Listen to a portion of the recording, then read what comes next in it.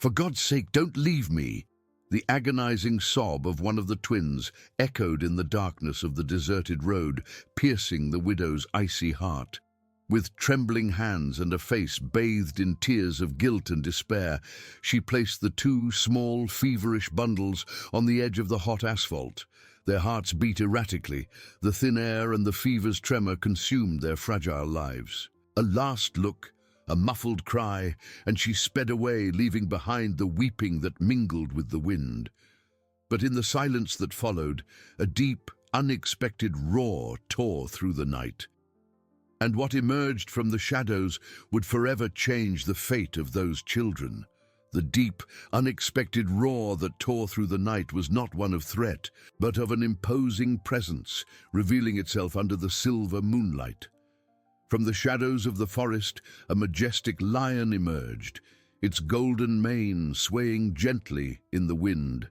Its deep amber eyes fixed on the two small bundles, whimpering by the roadside.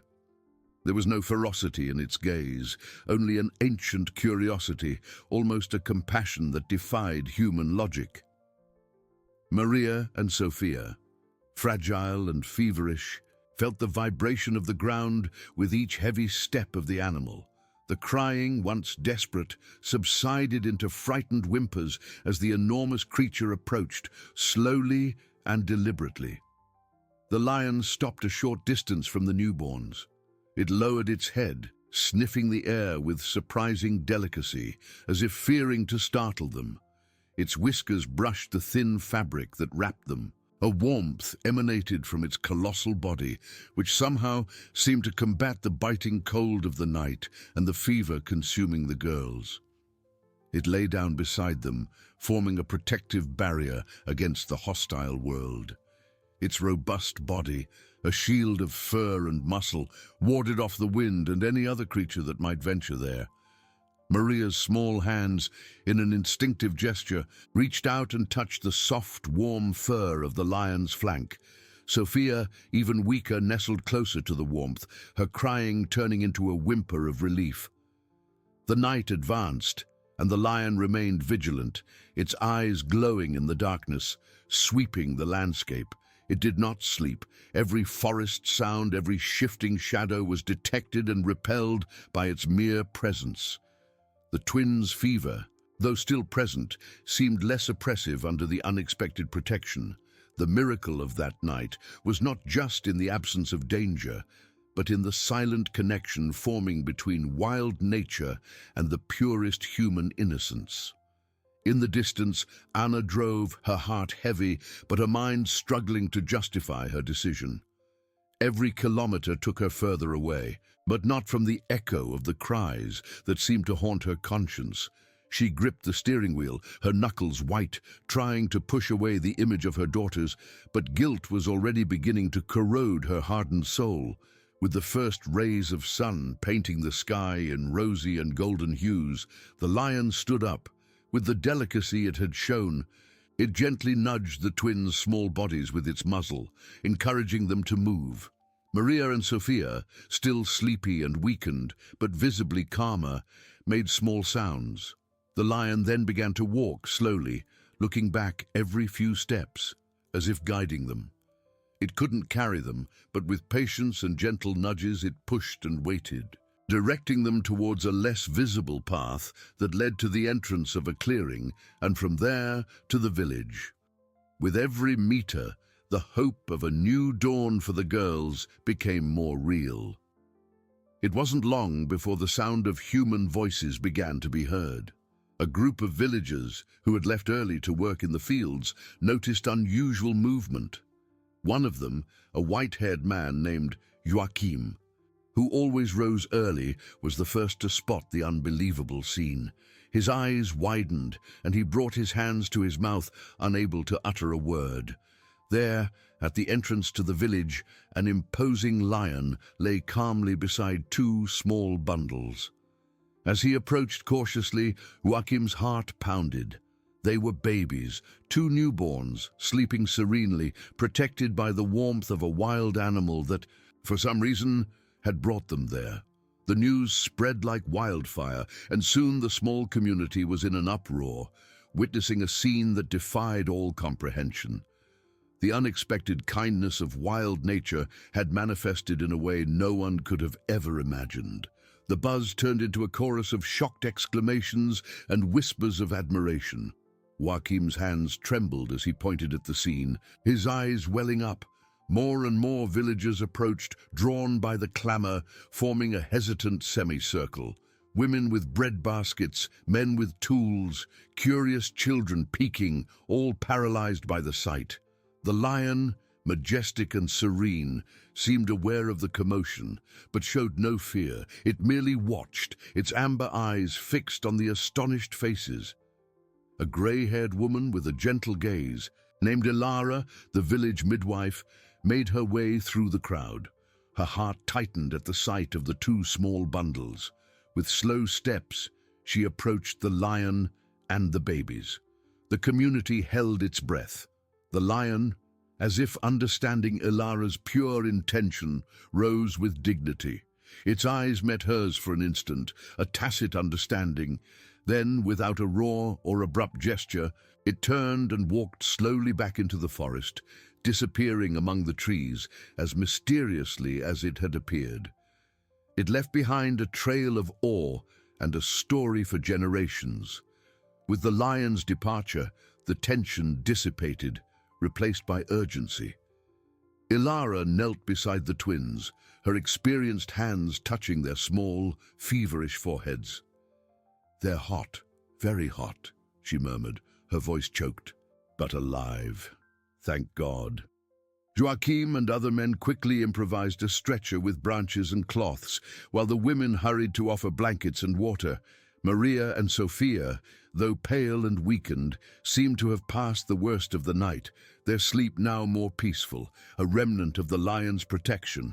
The news that the children had been abandoned, not lost, began to spread, generating a wave of indignation and sadness. Who could be capable of such cruelty? The villagers' faces, once full of astonishment, now carried a shadow of pain and revolt. Ilara, with the twins carefully nestled in her arms, looked at the crowd. "Let's not question now. Let's take care of them. They need warmth, food, and a lot of love." The community, united by altruism and justice, agreed in silence, each feeling responsible for those innocent lives. Meanwhile, miles away, Anna drove aimlessly, her mind a whirlwind. The image of her daughters, small and fragile, burned in her retina. Every bend in the road seemed to lead her deeper into an abyss of guilt.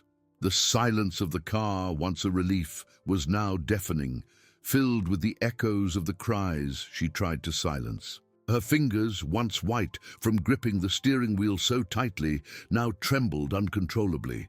A sharp pang in her chest, stronger than financial pain, began to corrode her resolve. She had imagined freedom, but had found only a prison of remorse. The morning sun, which brought hope to the villagers, was for Anna a cruel reminder of the darkness of her soul. She felt a chill run down her spine, a dark premonition that her inhumane act would not go unpunished, and that fate, in some way, would make her pay a very high price. The weight of her decision, which she thought she had left behind, now accompanied her, heavier than ever.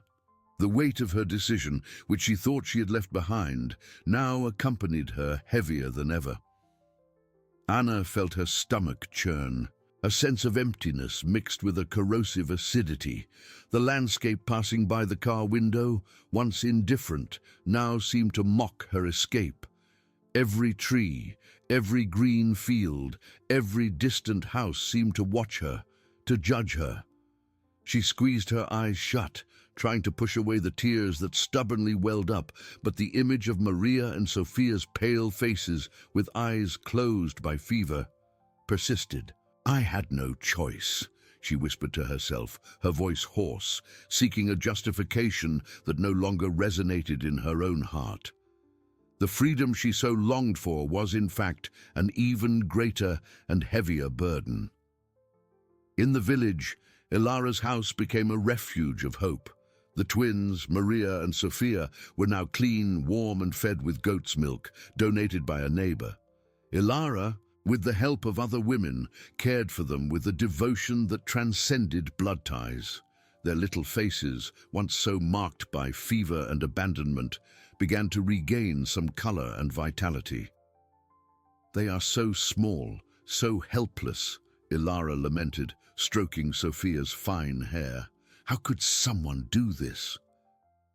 The question hung in the air, unanswered, but with a weight of indignation that united everyone. Joachim, sitting at Ilara's kitchen table, rubbed his wrinkled hands. "We need to find their mother, Ilara, not to judge her, but to understand, and so she knows her daughters are alive." The idea of finding the responsible party, initially a whisper, gained strength. The community, though shocked, felt a deep sense of justice and compassion.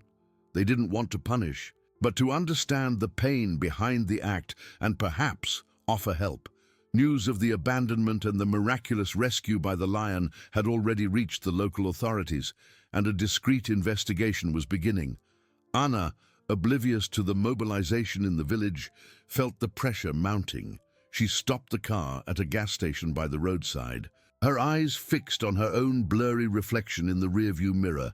Her face was marked, her eyes swollen. She looked years older than she actually was. As she turned on the radio, a local news report caught her attention, making her heart pound. Newborn twins found in mysterious circumstances, protected by a wild animal near the village of Vale Verde. The community is mobilizing to find the children's mother. The air left her lungs. Vale Verde. It was the closest village to where she had left them. Panic overwhelmed her. There was no escape. The dark premonition was coming true. She was not free. She was trapped in a web of decisions. The fear of being discovered, of facing the condemning gaze of strangers, of being confronted with the living proof of her cruelty was almost unbearable. Her thoughts raced. Flee further? Go back? What would be worse? Public shame or the guilt that gnawed at her from within? She closed her eyes, her hands gripping the steering wheel so tightly that her fingers ached. The financial desperation, which once justified her act, now seemed insignificant before the mountain of remorse crushing her. In the village, Ilara cradled Maria, who opened her small blue eyes for the first time, fixing them on the midwife's gentle face. A faint smile appeared on the baby's lips, a ray of light in the darkness. "You are a warrior, my little one," Ilara whispered, feeling a deep connection with the child. The community, in turn, was already organizing to ensure the twins had what they needed. Clothes, diapers, more milk, a current of solidarity formed, showing the strength of human connection in the face of adversity, a true balm. The search for the mother continued, not with anger, but with a silent hope that the truth could, in some way, bring healing to all involved, and even to her. Anna, unknowingly, was about to be pulled back into the epicenter of her own tragedy. The news on the radio had been an electric shock, paralyzing Anna in the car seat. The words Vale Verde, newborn twins, wild animal, and looking for the mother echoed in her mind like incessant hammer blows. Her eyes, once fixed on her own blurry reflection, now widened, searching for an escape that didn't exist. The air in the car seemed thin, and she felt cold sweat trickle down her neck, a chill that didn't come from the wind.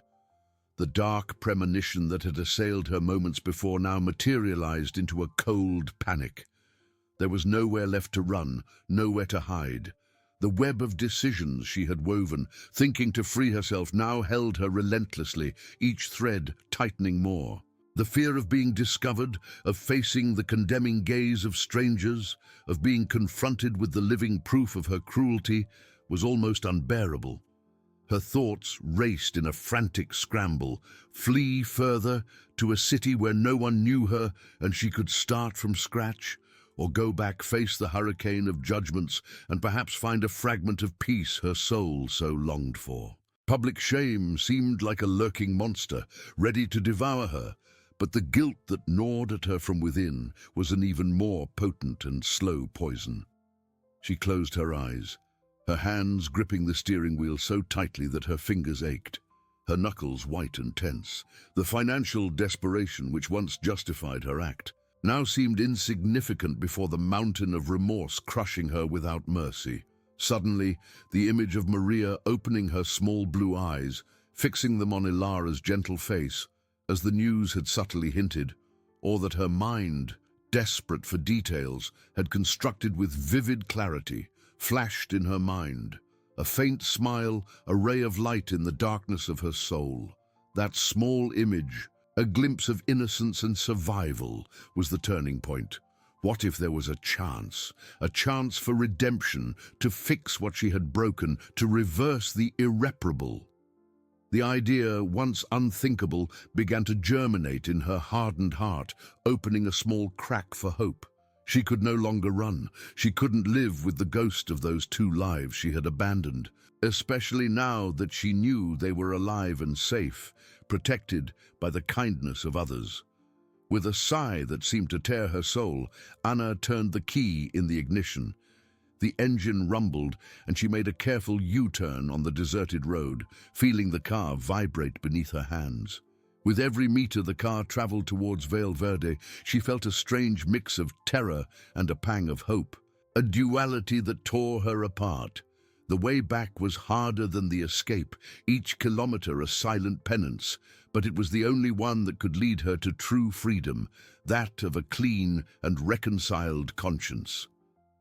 As Anna approached in the village, solidarity deepened with each passing hour. Ilara and Joachim, sitting at the kitchen table, discussed the next steps with seriousness.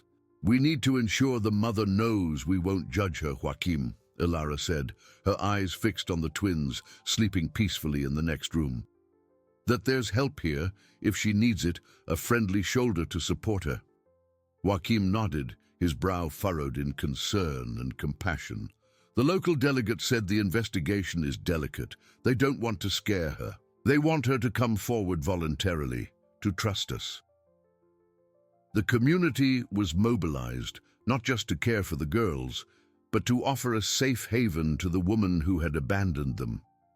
Maria and Sophia, oblivious to the complexity of the adult world and the storm that was brewing, let out small sighs in their makeshift cribs. Their little faces, though still pale, showed clear signs of recovery, a silent testament to the kindness that surrounded them. Ilara smiled, feeling the warmth of human connection and the promise of a future. "They will have a family, Joachim. One way or another, they will be loved." Anna, in turn, felt her heart pound against her ribs, an incessant drum of anxiety and expectation.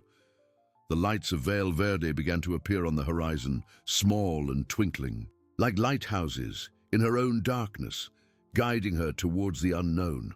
The moment of truth was near, and she knew she could no longer postpone the inevitable. Anna felt the car roll slowly through the first streets of Vale Verde. The lights, once distant, now revealed simple but cozy houses with small, well-tended gardens and smoke rising from chimneys, a scene of peace that brutally contrasted with the storm in her chest. Her eyes scanned every detail, searching for a sign, a familiar face, anything that could prepare her for the imminent confrontation. Fear was a tight knot in her throat, but curiosity, a newly awakened force, propelled her. She parked the car a little way from the central square, under the shade of a large mango tree, and turned off the engine. The silence that followed was heavy, filled only by the distant hum of voices and the erratic beat of her own heart. She hesitated, her hands trembling on the steering wheel, before gathering the courage to get out of the vehicle. As she got out of the car, the cool night air enveloped her, but did not alleviate the suffocating sensation that completely overwhelmed her. She walked slowly, keeping to the shadows, to the edge of the square. There, the unfolding scene struck her like lightning. There were no furious crowds or shouts of condemnation as she had imagined in her worst nightmares. Instead, a small group of villagers was gathered in front of the church, some sitting on wooden benches, others standing with lit candles in their hands. Ilara was there, her grey hair gleaming in the flickering light, and Joachim, with his head bowed, seemed to pray fervently. But what shocked her most was the tone of the voices which, though low, carried a deep and sincere emotion. "May God enlighten the mother's heart," Ilara heard herself say, her voice choked but firm, echoing in the stillness of the night. "May she find the peace and courage to return. Not to be judged, but to be welcomed, so she knows her daughters are well and that there's an entire community ready to reach out and offer support." Joachim raised his head, his eyes welling up with tears, and added, "We don't know the pain that led her to this, but we know that compassion is the only way. The girls need their mother, and the mother needs us."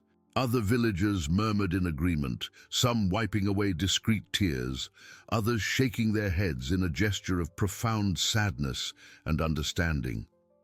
Anna, hidden in the darkness, felt the ground disappear beneath her feet. Ilara and Joachim's words, laden with a humanity she had forgotten existed, pierced her armor of resentment and despair. There was no hatred, only shared pain and a genuine desire to help. The image she had of that village, of a place of relentless judgment, crumbled in an instant. The turning point was not a dramatic external event, but the revelation of the unconditional kindness of strangers, a kindness that she, in her blindness, had denied herself and her daughters. The lit candles seemed to illuminate not only the square, but the darkest and most forgotten corners of her own soul. A solitary tear ran down her face, warm and unexpected. It was a tear of shame, yes, but also of overwhelming relief. They didn't hate her. They understood her, or tried to understand her anguish and suffering. The weight of guilt, which crushed her, didn't disappear, but the prospect of facing it in an environment of welcome, not condemnation, changed everything. She pressed her hands against her chest, feeling her heart beat with a new intensity, a mix of fear and nascent courage. What to do now? Reveal herself at that moment in the face of so much compassion? Or wait, absorb that truth, and prepare for what was to come? The dilemma was excruciating. She watched for a few more minutes, imprinting each face, each expression of solidarity. That place, which she had so feared, now seemed like a safe harbor. With a last look at the scene, Anna turned and walked back to the car, but not to flee. She needed a moment, a breath, to process the magnitude of that altruism. The decision to return was unwavering, but now she knew she wouldn't face a tribunal, but rather a community of open hearts. Her destiny was set. Anna felt her heart still pounding in her chest as she sat back down in the car seat. Ilara and Joachim's words, like an unexpected balm, had penetrated the crust of despair that enveloped her soul. It wasn't hatred that awaited her, but compassion. A tear ran down, not of sadness, but of a strange mix of relief and shame. She had prepared for fury, for contempt, but not for kindness. That kindness was more frightening, forcing her to look at the darkness of her own act with brutal clarity. The silence inside the car was an invitation to introspection, and she could no longer run from the truth or the responsibility that pursued her. The twins were alive, loved and protected by strangers, and she, the mother who had abandoned them, was there, on the verge of an almost unattainable redemption. Her fingers, once clenched on the steering wheel, now loosened, tracing invisible patterns on the worn upholstery. The image of Maria and Sophia, their little faces pale from fever, but now, according to the news, regaining their freshness and color, filled her mind with intensity. Those lives, which she had considered an unbearable burden, were now a miracle. How could she, who had been so cruel and inhumane, deserve the kindness and welcome of that village? The question tormented her. She needed a plan, a way to approach, to explain the inexplicable, without her presence causing more pain or disturbance. She didn't want to be the shadow that obscured the light and hope the girls had found. Meanwhile, in Ilara's house, a soft hum filled the welcoming atmosphere. The twins slept deeply, their small chests rising and falling in a calm and serene rhythm. Ilara and Joaquim, accompanied by Donna Rosa, the white-haired neighbor who had donated the goat's milk, watched the babies with a tenderness that warmed the heart. "They are a gift, aren't they?" whispered Donna Rosa, her eyes welling up with emotion. "A gift that teaches us about the unwavering strength of life and the goodness that still exists in the world." Ilara nodded, holding Joaquim's wrinkled hand firmly. "And their mother also needs our kindness. We cannot forget the pain and despair that led her to such an extreme act." Joaquim, with the wisdom accumulated over the years, pondered. "The delegate suggested that we let the news spread a little more, that the pressure of conscience brings her back, but that she knows she will find support, not condemnation. We want her to come of her own free will, not out of fear of being hunted." They were weaving a net of compassion and understanding, a trap of love for Anna's wounded and tormented soul. The community, united by a greater purpose, had decided that true justice would not be relentless punishment, but rather healing and restoration. Anna, still in the car, felt an overwhelming impulse. She couldn't wait. Guilt grew heavier with each passing minute, and courage more fragile. She needed to act before fear paralyzed her. She looked at the clock. Night was advancing, too late for a public appearance, but perhaps not for a private conversation. Her eyes fixed on Ilara's house, which she recognized from the news and the square. With a knot in her throat, she started the engine again, not intending to flee. She drove slowly, the car almost silent, stopping at a discreet distance from the midwife's residence, where a soft light still shone. Her heart beat erratically, a frantic melody of fear and hope. She knew that this was the first step on a long and painful journey, but one necessary for her peace. As she got out, the cold night breeze enveloped her, and she took a hesitant step towards the light emanating from Ilara's house, where her daughters slept, oblivious to the emotional storm approaching. Each step was a silent confession, a non-verbal and profound plea for forgiveness. Anna felt her heart leap into her throat as she approached the aged wooden door. The soft light leaking through the cracks seemed to invite her in, but also to expose every tremor in her hands, every erratic beat in her chest. She raised her hand, which seemed to weigh a ton, and hesitated. What would she say? How would she begin to untie the knot of lies and despair that had led her there? With a trembling sigh, she gathered all the courage she had left and knocked, a muffled sound that echoed in the night's silence. In a few seconds, the door opened. Ilara, her grey hair pulled back in a bun and with a look of serene wisdom, stood there. Her eyes, which had seen so much life and pain, fixed on Anna, not with judgment, but with gentle curiosity. Anna felt naked, exposed under that gaze. The words refused to come out. "Good evening," Ilara said, her voice calm and welcoming, without a hint of surprise. It was as if she knew, as if she had been waiting. "Come in, please. The night air is cold." Anna took a hesitant step inside, feeling the warmth of the house and the smell of herbs and milk. The atmosphere was simple, but it overflowed with a peace she hadn't felt in a long time. Her eyes swept the small living room, stopping at the makeshift cribs in the corner where Maria and Sophia slept, their little faces serene and rosy. An overwhelming wave of emotion hit her, a mix of love, guilt, and an almost unbearable relief. The girls were truly well. I'm Anna," and she managed to stammer, her voice hoarse and almost inaudible. Her eyes filled with tears, but she fought to hold them back. I'm their mother. Ilara didn't react with shock or condemnation. She merely nodded slowly, a small, sad smile on her lips. I know, dear. We knew you would come. Sit down. Would you like some tea? Ilara's kindness was a stronger blow than any accusation. Ina collapsed into a wooden chair, her hands covering her face, tears finally streaming uncontrollably. I'm so sorry, she sobbed, the words lost between her gasps. I'm so sorry for everything. I was so lost, so desperate. Joachim, who had been in the kitchen and overheard the conversation, appeared in the doorway, his gaze also laden with compassion. He approached, placing a gentle hand on Anna's shoulder. You don't need to say anything more now, my child. The important thing is that you are here, and that your girls are safe.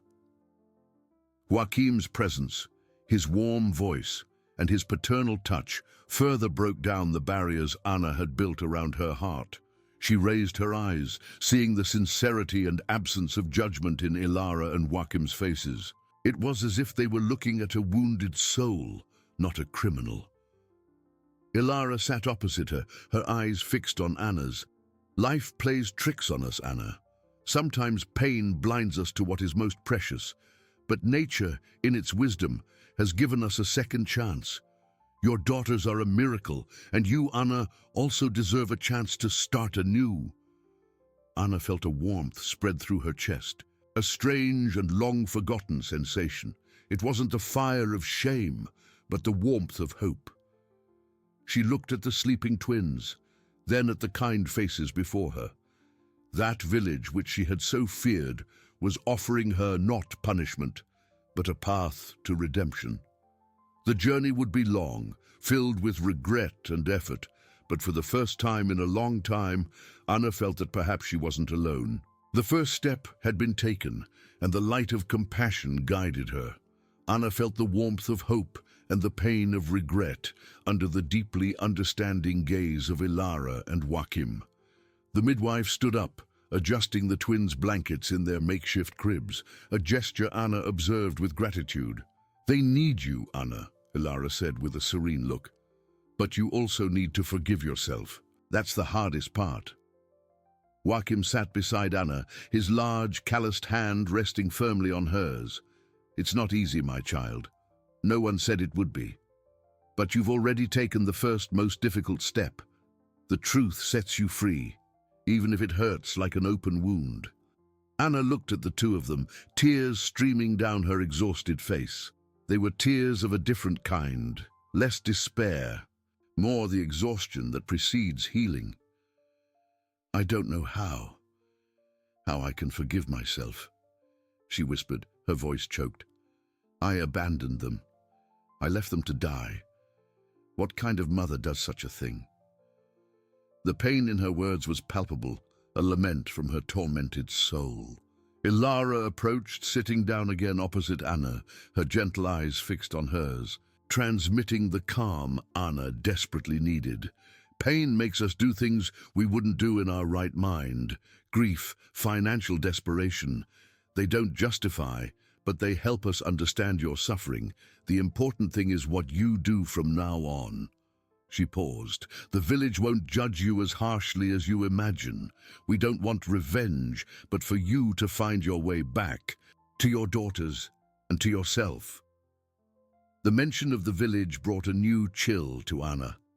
Ilara and Joachim's compassion was one thing, the community's acceptance, an insurmountable abyss. They'll know. Everyone will know who I am and what I did, she said, her voice almost inaudible, fear tightening her throat. How can I look at them? Joachim squeezed her hand more tightly, a gesture of encouragement. With your head held high, Anna, with the courage of someone who recognizes their mistake and seeks amends. Valverde understands human fragility. The miracle of the girls taught them about forgiveness and the unwavering strength of life. Anna looked at the twins again, their small, serene, rosy faces sleeping peacefully. Maria and Sophia. Their names echoed in her mind with new sweetness, no longer a burden, but an urgent and loving call. She felt a deep desire to hold them, to feel the warmth of their bodies, to make up for lost time. I want to stay with them, she said, her voice a little firmer, a spark of determination lighting in her eyes. I want to be the mother they deserve. Ilara smiled, her wrinkled face illuminated by immense peace. And you will be, Anna. It won't be easy, dear. There will be difficult days of doubt and guilt, but we will be here to support you. The entire community will be here, like a big family. Joachim stood up, walking to the window and looking at the starry night that was beginning to lighten on the horizon. Tomorrow, with the sun in Vale Verde, will be a new day, a day to build a new path, for you and your daughters, a path of overcoming and love. Anna felt a knot in her throat, but not of fear, but of an overwhelming emotion. The weight of guilt didn't disappear, but a crack of light, once unthinkable, opened a possible path. The journey would be arduous and long, filled with regret and effort, but the promise of support and the vision of her daughters propelled her with renewed strength. She needed to be strong, for them and for herself, to honor this second chance. Dawn was approaching, and with it, the chance for a new beginning. Ilara and Joachim, with wisdom and generosity, had planted the seed of hope in Anna's heart. It was up to her to water it and make it bloom, step by step. The first night of her redemption began, under the compassionate gaze of strangers who would become her new family. Anna felt her heart, once a drum of panic, calm down a little, cradled by the unexpected kindness. The promise of support, not condemnation, was a balm for her wounded soul. Ilara, noticing Anna's deep exhaustion, gently touched her arm. You need to rest, dear. This night has been long and painful for all of us. You can stay here in the guest room. It's important that you're close to your girls. Joachim nodded, his eyes conveying a peace Anna hadn't seen in years. Yes, Anna, there's no rush. The most important thing is that you are here and that Maria and Sophia are safe. The rest we will resolve together, one step at a time. Anna, her voice still choked, tried to thank them, but the words were lost in a trembling sigh.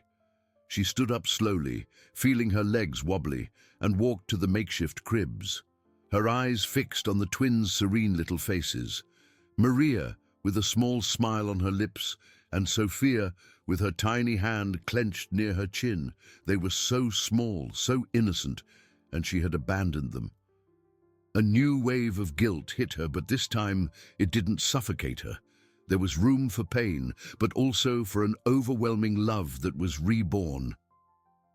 With Ilara's silent permission, Anna hesitantly reached out and touched Maria's soft cheek. The warm, soft skin under her fingers was an electric shock, a connection she had severed and which was now re-establishing itself. A solitary tear ran down, but it was a tear of tenderness, of a love she thought she had lost forever. "My girls," she whispered, her voice almost inaudible. Ilara and Joachim watched the scene with tear-filled eyes, silent witnesses to the beginning of a redemption. Later, in the simple room Ilara offered her, Anna lay down on the soft bed. The scent of lavender and the welcoming silence were a stark contrast to the whirlwind in her mind. She couldn't sleep. Every detail of the night replayed. The desperation on the road, the babies crying, the image of the lion, and now Ilara and Joachim's compassion. It was as if a veil had been lifted, revealing the truth of her own heart. She wasn't the hardened woman she thought she was. Pain had blinded her, but the kindness of strangers was bringing her back to the light. At dawn, the first rays of sun peeked through the window, painting the room with golden hues. Anna got up, feeling a new determination. The fear of the community was still there, a knot in her stomach, but the sight of her daughters and Ilara and Joachim's promise of support gave her strength. She knew the journey would be long, full of challenges and regrets to face, but she wouldn't be alone. As she left the room, she found Ilara in the kitchen, preparing breakfast.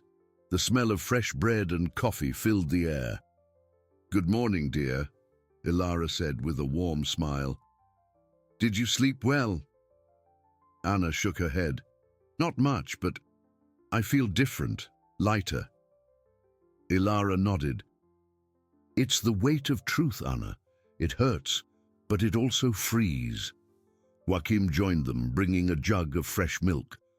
"Today is the day you begin to weave a new story, Anna. For you and for your daughters. The community will know, and we will be by your side." Anna felt a knot in her throat, but this time it was of gratitude. She looked at the window, where the sun was already shining brightly over Vale Verde.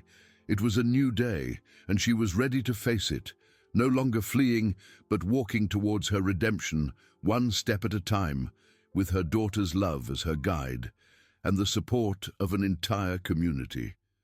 Anna smelled the fresh coffee and homemade bread, a comforting aroma that contrasted with the storm in her chest. Sitting at Ilara's kitchen table, she held the cup of herbal tea, her hands still trembling slightly. Joachim and Ilara watched her with a mix of affection and expectation.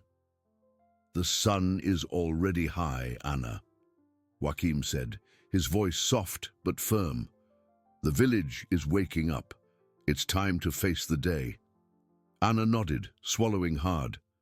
The knot in her throat seemed to tighten with each heartbeat.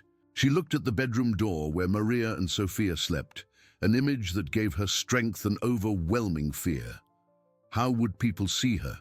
How would they judge her? Ilara, noticing the anguish in her eyes, placed her hand over Anna's. "You won't be alone, dear. We will be by your side. The truth, however painful, is the first step towards healing, and Vale Verde, Anna, is a place that believes in second chances." Anna took a deep breath, trying to absorb the courage that emanated from them. She stood up slowly, her legs still a little weak. I need to see them one more time," she whispered, walking to the room. The twins slept deeply, oblivious to the drama unfolding. Anna knelt beside the cribs, her fingers brushing Maria's fine hair, then Sophia's tiny hand. A wave of love and guilt flooded her. "I promise you," she murmured, tears streaming, "that I will do everything to deserve your love." As she left the room, she found Ilara and Joachim at the door, with encouraging looks. "Come, Anna," Ilara said, extending her hand. Anna took it, feeling the strength of that woman. Together, the three left the house, the morning sun illuminating the path. Each step was a battle against the fear that threatened to paralyze her. The smell of wet earth and wildflowers filled the air, but Anna barely noticed. Her eyes were fixed on the square, which was beginning to fill with villagers. The murmur of voices ceased the moment they saw her. A heavy silence fell over the square, and all eyes turned to her. Anna felt like a cornered animal, but she raised her head, remembering Joachim's words. Her heart pounded so hard it felt like it would leap from her chest. She saw familiar faces from the previous night, some with curiosity, others with deep sadness. Donna Rosa was there, her eyes welling up. The delegate, Sirius, watched from a distance. Anna stopped in the center of the square, beside Ilara and Joachim, who supported her. The silence was deafening, broken only by the distant song of a bird. She felt the gaze of each person, a mix of condemnation and, in some, a hint of compassion. It was the moment, the climax of her journey. With a choked but firm voice, Anna began to speak. "I am Anna," she said, looking at the faces before her. "I am the mother of Maria and Sophia, and I abandoned them." The words, spoken aloud, tore through the air and her own chest. Tears streamed freely now, but she didn't wipe them away. "I was lost, consumed by pain and despair. I saw no way out. I was weak. I was cruel. There is no excuse for what I did. She paused, taking a deep breath, feeling the weight of the words. But the miracle of their lives, your kindness, brought me back. I don't ask for forgiveness now, for I know it's something I'll have to earn day by day. I only ask for a chance to prove that I can be the mother they deserve, that I can honor the second chance that life and you have given me.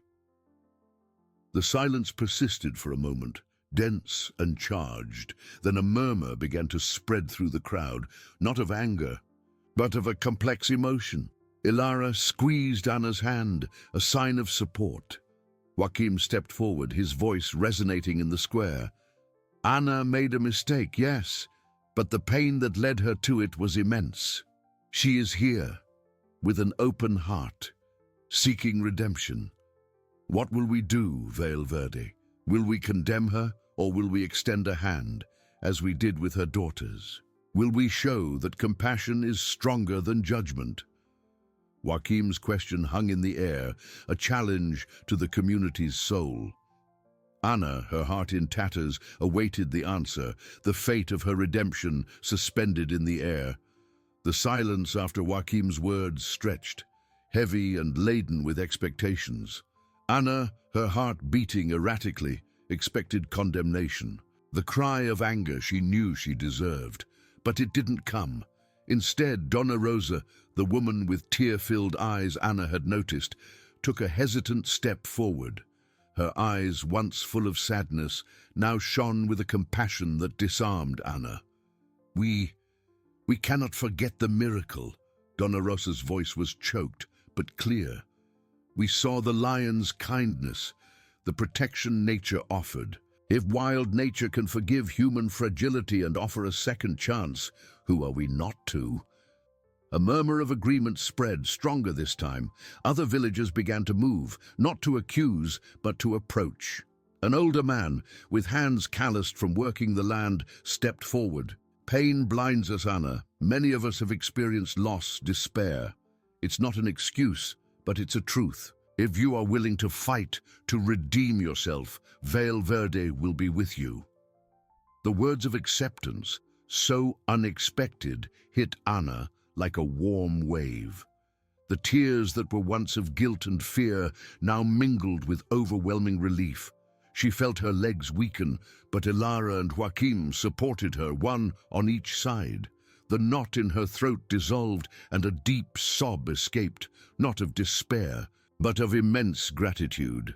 She looked at the faces around her and saw not the relentless judgment she expected, but looks of understanding, some even of shared sadness. The community was extending a hand. The delegate, who had been observing from afar, now approached, a discreet smile on his face. "There will be no formal charges, Anna," he said, his voice calm. "The justice of Vale Verde is different. It's about healing, not punishment. But your journey of reparation begins now, and it will be public, so everyone can see your dedication." Anna nodded, barely able to speak. The justice of Vale Verde was a different burden, but one she was willing to carry. Ilara, with a sparkle in her eyes, turned to the crowd. "Maria and Sophia are sleeping in my house. If anyone wants to meet them, to see the living proof that hope always finds a way." Ilara's suggestion was the catalyst. The people, once hesitant, began to move towards the midwife's house, a gentle and respectful flow. Anna felt a gentle tug from Ilara. "Come, dear, it's time for you to introduce them to their new world and to your new self." With her heart still in turmoil, but now propelled by a newfound strength, Anna walked beside Ilara and Joachim. As she entered the house again, the smell of herbs and milk welcomed her. The twins were still sleeping, but now under the gaze of dozens of curious and gentle eyes. Anna approached the cribs, fear giving way to a protective love. She touched Maria's tiny hand, then Sophia's, and for the first time felt worthy of being a mother. She looked up at the community, a trembling smile on her lips. "These are Maria and Sophia," she said, her voice still choked, but full of a new sweetness. My daughters, and my second chance. That moment, the silent acceptance and the promise of support, sealed Anna's fate. The path ahead would be long, full of challenges to rebuild trust and forgive herself. But she wasn't alone. The community of Vale Verde, moved by a compassion that transcended judgment, offered a safe haven. Anna knew that each day would be an effort, each smile from her daughters a reminder of the miracle and her responsibility. But as she held Ilara's hand, feeling Joachim's firm presence beside her, she knew she had found not only forgiveness, but a new home, a new family, and the chance to rewrite her story, one chapter of love and overcoming at a time. The days that followed that moment of confession and acceptance were a mix of challenges and small victories for Anna. At first, the respectful silence of the villagers in the square turned into curious glances, some still hesitant, others full of sincere compassion. Anna felt each of these gazes, a constant reminder of her past, but also an invitation to a new future. She dedicated herself tirelessly to her daughters, Maria and Sofia, who grew strong and healthy under her loving care and Ilara's watchful supervision. Anna began to work in the community garden, her once delicate hands now hardening with the work in the soil. It wasn't just a way to contribute, but a therapy. Every seed planted, every herb harvested was an act of reparation, an effort to nurture life, just as she tried to nurture herself and her daughters. She learned local recipes from Donna Rosa, the secrets of the land from Joachim, and the wisdom of life from Ilara. Slowly, the solitary and bitter widow gave way to a stronger, more present, more human woman. Maria and Sofia were the light of her days. Their first smiles, first babblings, first steps, each of these milestones was a balm for Anna's wounded soul. She held them close, feeling the warmth of their small bodies, and with each embrace, a part of the ice in her heart melted. The girls, oblivious to the drama of their birth, grew up in an environment of love and security, surrounded not only by their mother, but by the entire community of Vale Verde, who saw them as a living miracle. Ilara and Joachim remained her pillars, offering advice, support, and above all, friendship. They reminded her that forgiveness was not a single event, but a continuous process, especially self-forgiveness. The story of the lion, which had once been a symbol of her shame, transformed into a legend of protection and kindness, a reminder that life always finds a way, even in the darkest moments. The image of the majestic animal became a symbol of hope for Vale Verde. Over time, Anna realized that guilt didn't completely disappear, but transformed. It was no longer an overwhelming weight, but a scar, a reminder of the path that had brought her there, and of the woman she refused to be again. She looked at her daughters, at the smiling faces of her neighbors, at the simple beauty of Vale Verde, and felt a peace she never imagined possible. She had found her place, her family, her purpose. Years passed. Maria and Sofia, now lively little girls, ran through the square, their laughter echoing through the houses. Anna, her hair a little grayer, but her eyes shining with a new light, watched them with immense love. She was an integral part of Vale Verde, a respected voice, a dedicated mother. Her story, once a dark secret, was now a testament to the human capacity to rise again, to forgive oneself, and to find redemption. Life in Vale Verde continued, weaving new stories of love, overcoming, and compassion. Anna, alongside her daughters and her new family, knew that the journey had been long and painful, but that every step had been worth it. The miracle of the twins, the kindness of the lion, and the generosity of the community had transformed not only their lives, but the soul of an entire village, proving that even in the greatest adversities, love and hope always find a way to flourish. Years turned into decades, and the story of Anna, Maria, and Sofia was the very essence of the spirit of Vale Verde. The twins, now young women with the beauty and strength of the land that welcomed them, were a living testament to the miracle that had transformed their lives and those of everyone around them.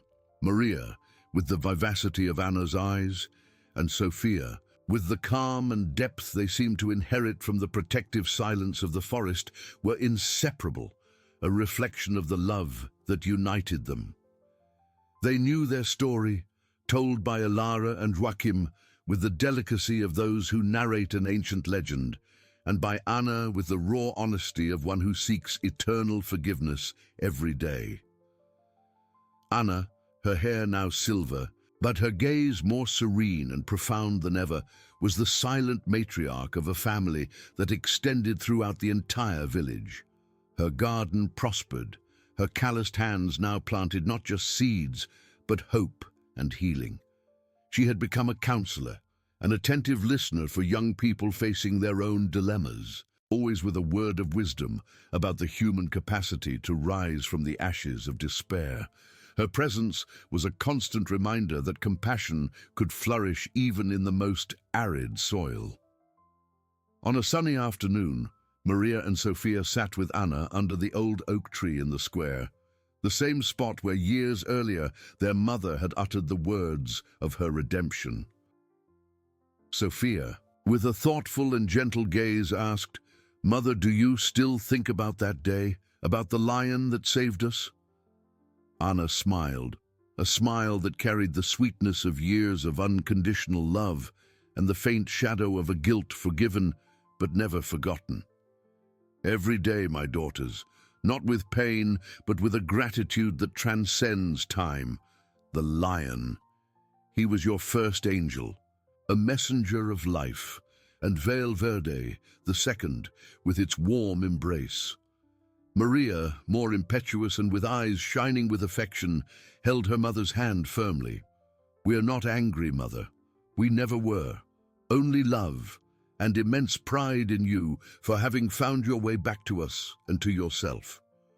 Maria's words were a balm that, even after so many years, still healed the last wounds in Anna's soul, reinforcing the certainty of her place.